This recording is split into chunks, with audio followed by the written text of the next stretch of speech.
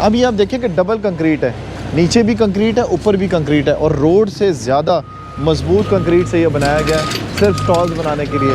और इसको ख़त्म करने में आप अंदाज़ा लगाएं कि कितना वक्त लग रहा है, और जब ये बनी होगी तो कितने सालों से ये बनी हुई होगी। और उसके बाद आज म्यूनसिपल कॉरपोरेशन एक्शन ले रही है सिर्फ इसलिए कि यहाँ पर आने वाले जो है उनके लिए आसानी हो सके। ये देखें, ये 2 लेयर्स हैं इसकी, एक नीचे कंक्रीट है और एक ऊपर है, इसे यहाँ से उठाया जा रहा है।